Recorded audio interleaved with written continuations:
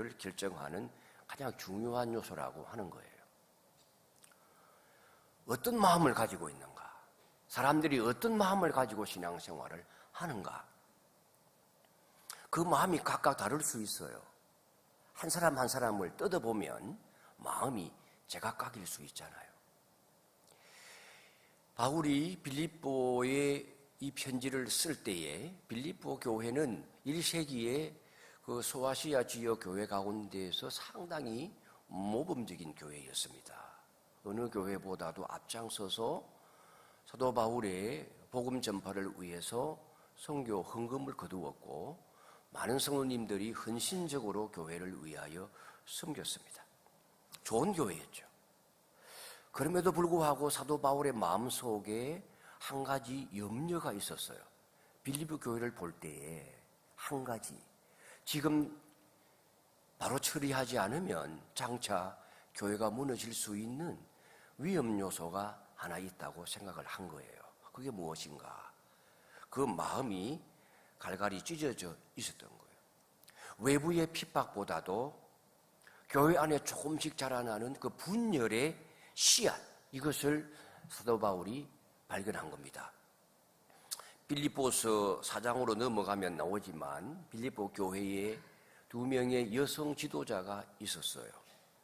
유오디오아와 순두계라고 하는 두 여성 지도자가 있었는데 이들 사이에 갈등이 있었던 겁니다. 그래서 사도 바울은 그러한 빌립보 교회를 보면서 안 되겠다, 교회의 조직을 바꾸라, 그렇게 요구하지 않았어요. 교회를 개혁해라, 그렇게 말하지 않았어요. 오히려 너희들 마음을 먼저 회복해라. 왜냐하면 교회의 문제는 환경의 문제가 아니고 마음의 문제이기 때문에 그렇습니다. 예배당 건물 아름다울 수 있고 교회의 프로그램 여러 가지로 다채로울 수 있고 모여서 나누는 몇몇 사람의 교제가 즐거울 수 있습니다. 그러나 진심으로 서로 사랑하지 못한다면, 예수님만 마음을 잃어버리고 있다고 한다면 그 교회는 영적으로 병들기 시작하는 것입니다. 그래서 우리 교회가 건강한 교회, 살아있는 교회가 되려고 하면 어떻게 해야 되겠는가? 오늘 본문을 통하여 그 답을 찾아보려고 합니다. 먼저 살아있는 교회는 복음이 만들어내는 하나됨을 소중하게 여겨야 됩니다. 1절 말씀에 보면 본문 말씀 1절 상당히 독특하게 시작을 하죠. 같이 읽습니다. 시작. 그러므로 그리스도 안에 있는 무슨 권면이나 사랑의 무슨 위로나 성령의 무슨 교제나 긍휼이나 자비가 있거든. 여러분, 이 말씀은 너희들 속에 이게 있느냐? 사랑의 위로가 있느냐? 성령의 교제가 있느냐? 자비로울 베푸는 마음이 있느냐? 이렇게 의심을 가지고 묻는 질문이 아니에요. 이 헬라어 문법적으로 보면 이미 전제하고 있는 거예요. 너희들에게 이게 있지 아니하냐?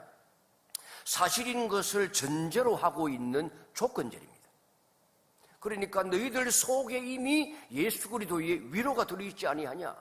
너희들이 이미 성령을 받아서 그 하나님의 사랑을 경험한 자들이 아니냐? 그러니까 사도 바울은 어떤 행동을 요구하기 전에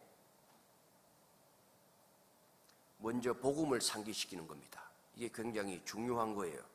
기독교는 너희들이 잘 살아야 하나님이 너희들을 사랑하실 거야 라고 말씀하시는 종교가 아니고, 하나님께서 먼저 너희들을 사랑하지 않았느냐? 너희 속에 그 사랑이 있지 아니하냐? 그러니 하나님의 말씀대로 순종하여 사는 것이 당연하지 않느냐? 이렇게 말씀을 하는 것입니다. 우리가 사랑하는 이유는 다른 데 있지 아니에요. 하나님이 먼저 우리를 사랑하셨기 때문에 억지로 참고 견뎌내는 것이 아니라 먼저 하나님이 우리를 사랑하셨기 때문에 사랑을 받은 자로서, 그 엄청난 사랑을 받은 자로서 우리의 지체를 사랑하는 것이 마땅하지 아니하냐. 그래서 바울은 이어서 2절에 말씀합니다. 함께 읽습니다. 마음을 같이하여 같은 사랑을 가지고 뜻을 합하여 한 마음을 품으라. 여기 마음을 같이 한다라고 하는 말은 모든 의견이 같아야 된다는 뜻은 아니에요. 의견은 다를 수 있습니다. 교회 안에 다양한 사람들이 있잖아요. 다양한 출신 배경을 가지고 있고 성격도 다 다르고 성향도 다 달라요.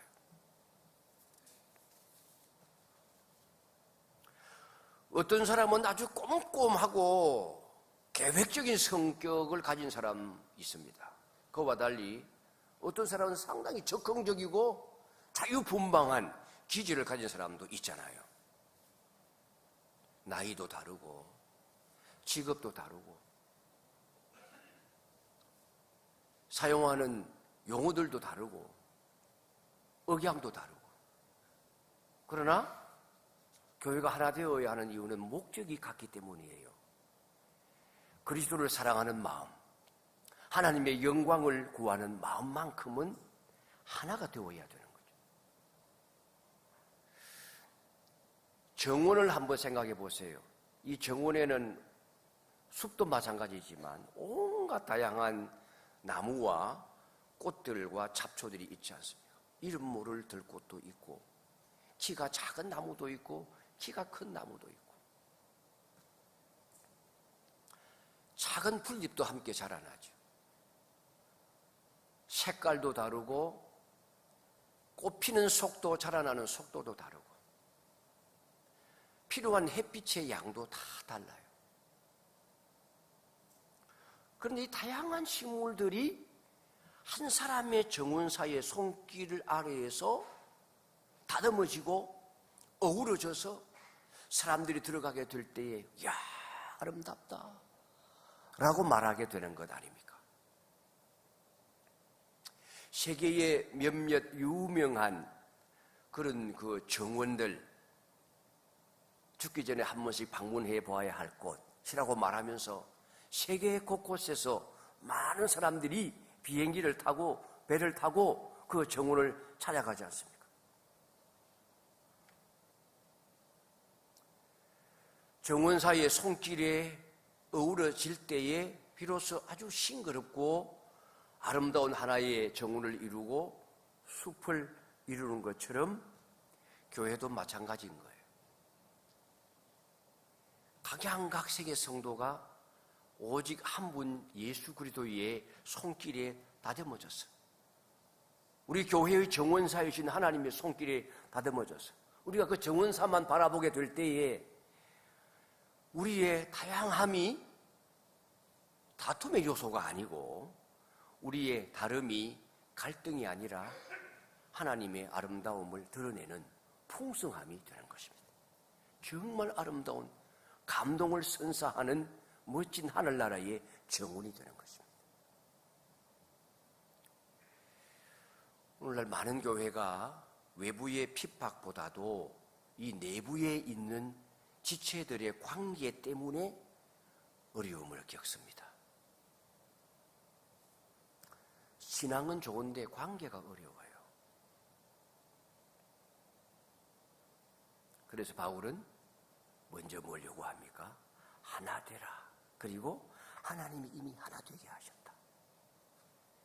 교회의 가장 강력한 증거는 멋진 건물도 아니고 잘 갖추어진 프로그램도 아니고 그 교회는 정말 서로를 사랑하는 사랑으로 하나 된 공동체야 라고 하는 증거를 받는 것입니다. 살아있는 교회는 복음이 만들어낸 이 하나됨을 소중하게 여기는 교회이므로 우리 성도님들, 저와 여러분 모두가 하나 되어지기를 주님의 이름으로 축원합니다. 이게 근데 잘 안 돼요. 그죠? 잘 안 돼요.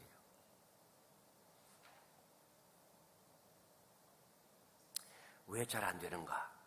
두 번째로, 살아있는 교회는 자신보다 다른 사람을 세우는 공동체입니다. 이게 잘 안 되기 때문에 교회의 하나됨을 말하고 난 다음에 사도 바울이 지금 요구하는 것은 이 하나됨을 어떻게 가능하게 하는가, 가장 중요한 원리를 설명하죠. 3절 말씀 같이 읽습니다. 4절 말씀까지 함께 읽습니다. 아무 일에든지 다툼이나 허영으로 하지 말고 오직 겸손한 마음으로 각각 자기보다 남을 낮게 여기고 각각 자기 일을 돌볼 뿐더러 또한 각각 다른 사람들의 일을 돌보아 나의 기쁨을 충만하게 하라. 여러분, 지금 사도 바울이 인간관계에서 예절을 가르치려고 하는 것이 아닙니다. 교회 안에 가장 무서운 병이 무엇인가, 이걸 진단하고 있는 겁니다. 여러분, 이걸 아셔야 돼요. 우리 교회 안에 우리 교회를 병들게 만드는, 분열을 일으키는 무슨 질병이 무엇인가, 그걸 정확하게 진단해야 돼요. 그 병이 나에게 있지 아니한가? 내가 굶어서, 내가 병들어서 나 때문에 나 옆에 있는 지체까지 감염이 되고 있지 않은가?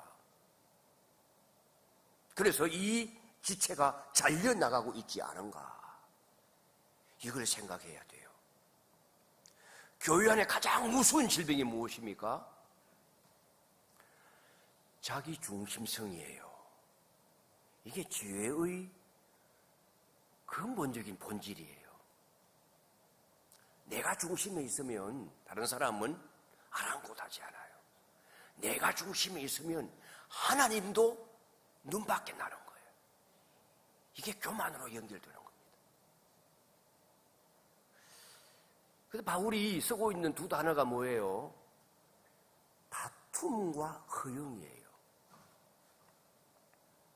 다툼이라고 하는 말은 그냥 싸운다는 말이 아니에요. 단순히 싸운다는 말이 아니고 자신의 이익을 위해서 경쟁하고 당파를 만들고 자기 입지를 넓히려고 하는 태도예요.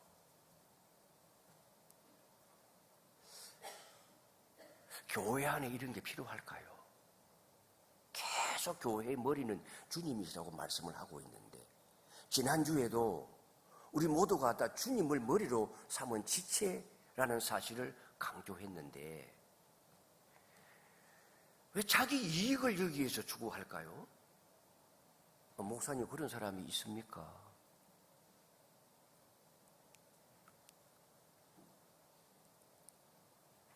자기 속에 그런 이기심이 없는지 돌아보셔야 돼요. 자기 입지를 넓히려고 하는 태도를 가지고 있는 분, 회개하셔야 돼요. 여긴 내 나와바리야. 이 좀 속된 표현이지만 일본어입니까? 죄송합니다. 여긴 내 나와바리야. 이건 내 영역이야. 이건 내가 책임지는 곳이야. 끼어들지 마.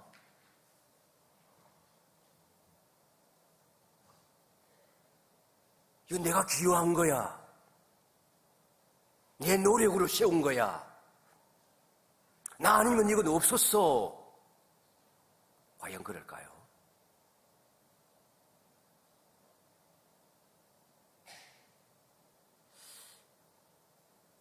그런 게 없으면 간단해요. 교회는요, 정말 평화롭고 화기애애하고 사랑스럽게 짝이 없고 화목한 공동체가 되는 거예요.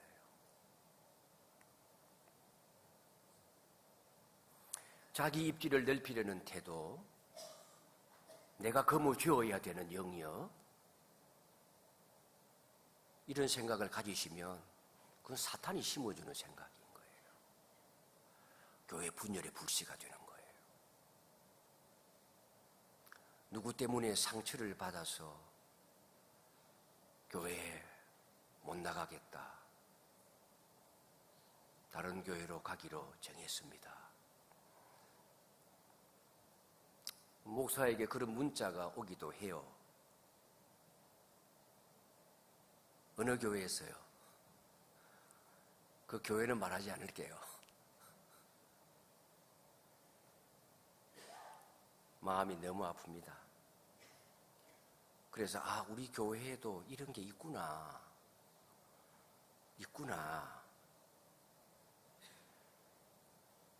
교회가 건강해야 되는데 그래 건강한 교회가 더 생명력 넘치게 부흥하여 하나님의 나라가 확장될 텐데, 교회에서 신앙생활을 오래 하신 분들, 직분을 중하게 받고 섬긴 경험이 있으신 분들, 지난주에 말씀을 드렸잖아요. 나이 들어갈수록 성숙해야 어른이 되지, 아니면 노인이 되는 거예요. 존경받을 수 없어요. 왜 존경하지 않느냐고 말할 자격이 없어요. 저절로 존경은 우러나게 되어져 있는 거예요. 내가 존경을 못 받는다는 느낌이 오면 내게 문제가 있구나 생각하고 주님 앞에 무릎을 꿇고 자기를 죽이고 자기를 부인하고 자기 십자가를 져야 돼요. 그리고 감믿은 초신자일지라도, 비록 다른 교회에서 우리 교회로 전입하여 등록한 지 얼마 안 되는 교인일지라도 나보다 나은 요소를 가지고 하나님이 보내시고 세우신 자인 줄로 알고 섬기고 사랑하고 존중해야 돼요. 살아있는 교회는 자신보다 다른 사람을 세우는 공동체예요.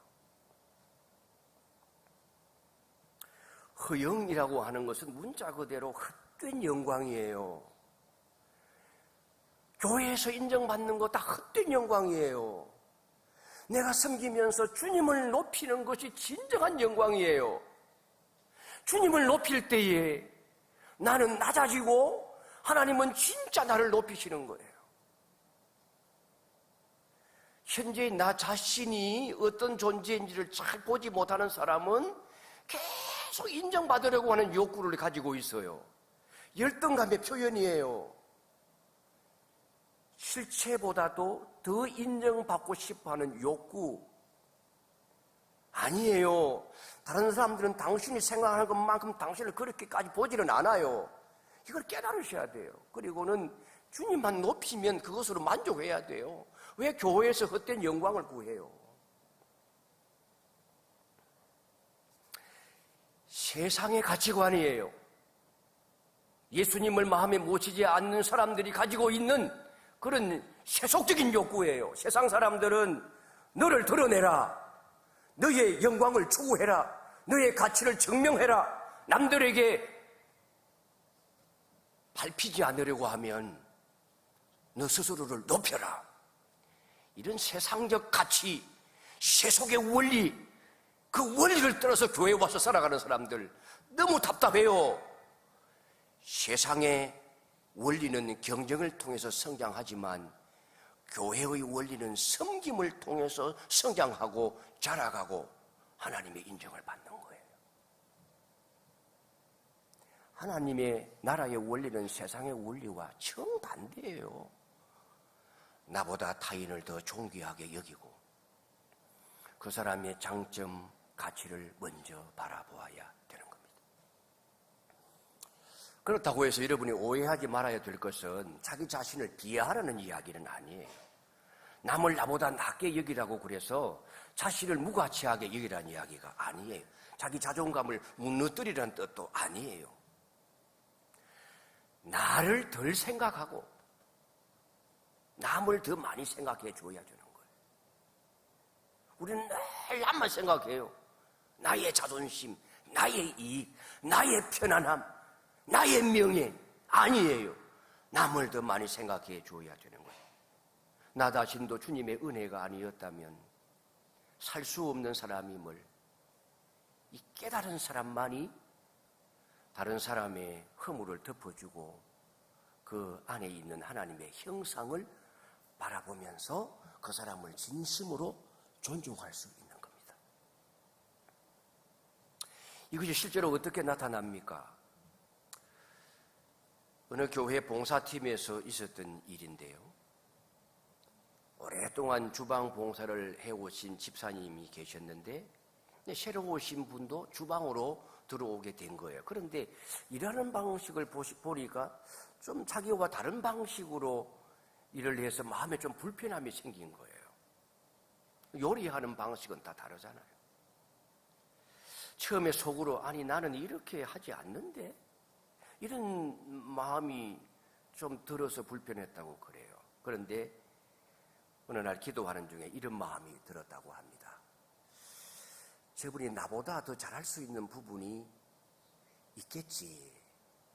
그러면서 먼저 다가가서 일을 이렇게 하셨군요. 저는 이렇게 하는데 어느 쪽이 더 좋을까요? 이렇게 물었다고 했어요. 그랬더니 그 한마디가 관계를 바꾸었어. 두 분이 함께 더 좋은 방법을 만들어내었다고 합니다. 남을 나보다도 더 잘하는 게 있겠지? 그 낮게 여기는 마음, 이게 관계를 부드럽게 만들고 더 협력하게 만들고 공동체를 세우는 거예요. 바울은 또한 자기 일만 돌아보지 말고 타인의 아픔, 타인의 필요도 함께 돌아보라, 그래 말합니다. 나 자신의 문제에만 몰두하면 타인을 볼 수가 없어요. 나만 바라보던 시선을 돌려서 이웃의 외로움, 이웃의 고통 바라보고 손을 내밀 때에 세상이 다다를 수 없는 생명력을 교회가 발휘하게 되는 것입니다. 나보다 옆에 있는 사람을 더 세워주고 인정해주고 칭찬하고 격려해서 교회만 가면 힘이 나고 살만 나는 그런 교회 되기를 주님 이름으로 축원합니다. 마지막으로 살아있는 교회는 예수님의 마음을 품는 공동체입니다. 5절 말씀 같이 읽습니다. 시작. 너희 안에 이 마음을 품으라. 곧 그리스도 예수의 마음이니. 여러분, 이 구절이 오늘 읽은 본문의 핵심이요, 빌립보서 전체를 이해하는 열쇠입니다. 예수님의 마음을 가지라. 바울이 지금까지 먼저 하나 가지십시오, 겸손하십시오, 다른 사람을 돌아보십시오 라고 권면을 했는데, 여기에서 열심히 노력해라 그런 말씀하고 있지 않아요. 우리의 시선을 예수님께로 돌리고 있습니다. 왜냐하면 우리 그리스도인의 삶은 결심으로 시작되는 것이 아니라 예수님을 바라보는 데서부터 시작되기 때문에 그렇습니다. 여기에서 마음을 품으라 하는 말은 한번 어떤 생각을 가져보라 그런 의미가 아닙니다. 계속해서 같은 생각을 가지고 같은 가치관을 품고 같은 삶의 방향으로 나아가라, 그런 뜻입니다. 그러니까 예수님의 사고방식을 나의 사고방식으로, 예수님의 가치관을 나의 삶의 가치관으로, 예수님의 삶의 방향을 나의 삶의 방향으로 삼고 살아가라고 하는 것입니다. 예수님의 마음을 품으라. 자, 그러면 예수님의 마음은 어떤 것입니까? 오늘 1절은 아니었지만 6절에서 8절에 나오는 거예요. 6절에서 8절 같이 읽겠습니다. 시작. 그는 근본 하나님의 본체시나 사람 하나님과 동등됨을 주할 것으로 여기지 아니하시고 오히려 자기를 비우어 종의 형체를 가지사 사람들과 같이 되셨고 사람의 모양으로 나타나사 자기를 낮추시고 죽기까지 복종하셨으니 곧 십자가에 죽으심이라. 여러분, 이 세 절 안에 특별히 6절에서부터 11절까지를 포함해서 학자들은 이 구절을 뭐라고 명명하는가 하면 그리스도 장가라고 부릅니다. 기독교 신학의 가장 깊은 진리가 이 속에 들어있는데, 아마도 학자들은 생각해요. 이것이 1세기 쪽에 기도문이었거나 찬송가의 가사였을 것으로 생각을 합니다. 그러니까 기독교 신학의 엑기스를 여기에 담아둔 거예요. 예수 그리스도는 영원 전부터 하나님이셨다. 그리고 자발적으로 이 땅에 내려오셨다. 기독론이 들어있고 성육신의 원리가 이 속에 들어져 있어요. 그런데 예수님의 낮아지심은 이중적이에요. 높으신 보다를 버리시고 하나님이신 분이 이 땅에 낮아지셔서 인간이 되셨다. 이게 첫 번째 낮아지심이고, 그 다음에 죽기까지 복종하셨다고 말씀하는데, 이 죽음은 보통 죽음이 아니에요. 십자가에서 우리를 대신하여 죽으신 죽음은 구약에서부터 나무에 달려 죽는 자는 저주를 받은 자라고 말씀을 했기 때문에 우리가 보통 일생을 살다가 자연사하는 죽음이 아니에요. 가장 극악한 죄로 말미암아 저주를 받는 죽음이에요. 그렇게까지 낮아지셨기 때문에 예수님의 낮아지심은 이중적인 낮아지심이라고 말할 수가 있습니다. 이 사실이 우리의 구원의 근거가 되어지고 우리가 따라가야 할 삶의 모범이 되는 거예요. 낮아져야 된다. 죽기까지 복종하시되 저주를 받아 죽으신 예수님처럼 자기를 부인하고 자기 십자가를 지고 나를 낮추고 겸손하게 섬기며 타인을 높이는 삶을 살아야 된다. 세상은 올라가는 사람을 성공한 사람이라고 말하지만은 예수님은 가장 높은 곳에서 가장 낮은 곳으로 내려오셔서 보통 일반적인 사람들이 죽어가는 가족들의 슬픔에 이별의 눈물 소리를 들으며 잘 가세요, 잘 있거라 말씀하고 돌아가시는 것이 아니라 저주의 죽음을 죽으시기까지 낮아지신 것이 하나님 나라의 방식이요. 여러분, 이것이 우리의 예배의 내용인 거예요. 초대교회가 세상을 놀라게 했던 이유가 무엇입니까? 1세기 이후에 2세기, 3세기를 거치면서 이 그리스도인들이 그 극악한 핍박 가운데서도 끊임없이 확장되어져 가면서 교회가 부흥하고 급기야 많은 로마를 기독교 국가로 만들어서 기독교인이 아니면 오히려 세상에서 성공하기가 어려울 정도로 칭송을 받고 그 많은 이교도들이 앞다투어서 교회로 와서 세례를 받으려고 했던 그런, 물론 부정적인 영향 요소도 있긴 했지만 그토록 많은 사람들이 기독교로 직접 자기들 발로 걸어 들어와서 주님을 믿게 되어진 그 원인이 무엇인가? 교회가 이 예수님의 모습을 그대로 보여줬기 때문에. 로마 사회는 철저하게 계급과 신분이 있는 사회였어요. 자유인과 노예가 분명하게 구별되는 시대예요.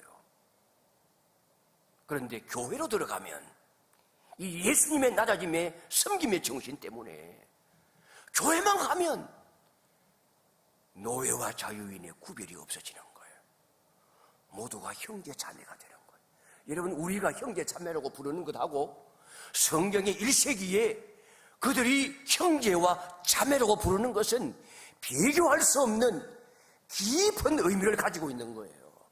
어찌 자유인이 종을 형제라고 부를 수 있으며 자유인이 그 목숨조차 주인의 소유가 되어질 수 있는 노예가 어찌 주인을 향하여 형제여라고 부를 수가 있겠어요?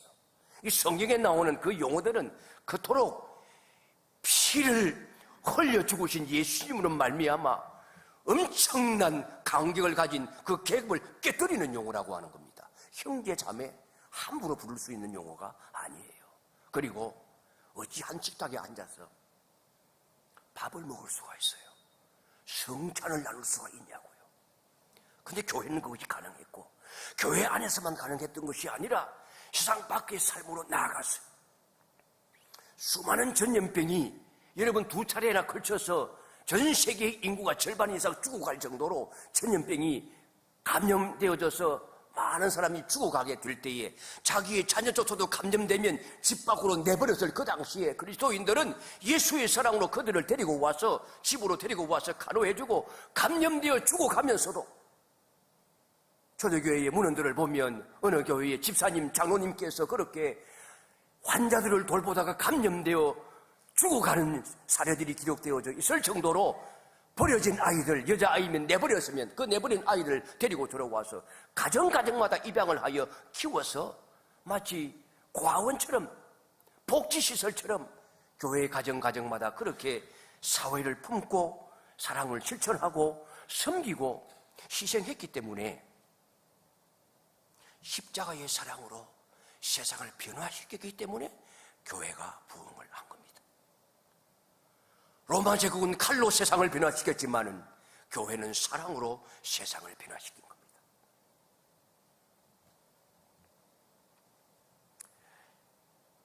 예수님의 마음은 언제나 먼저 다가가는 마음이에요. 복음을 가지고 먼저 다가가는 거예요. 이 복음은 먼저의 이야기예요. 먼저의 이야기. 하나님께서 먼저 사랑을 가지고 인간의 몸으로 이 땅에 오셨고, 우리가 아직 죄인 되었을 때에 예수님이 먼저 십자가에 달려 돌아가심으로 우리를 사랑해 주셨고, 우리도 저 사람이 먼저 나에게 화해하기 전에 내가 먼저 다가가는 거예요. 집사님, 제가 생각해 보니 좀 말이 거칠었던 것 같아요. 권사님, 제가 기도하는 중에 생각해 보니 하나님이 저 마음을 치시더라고요.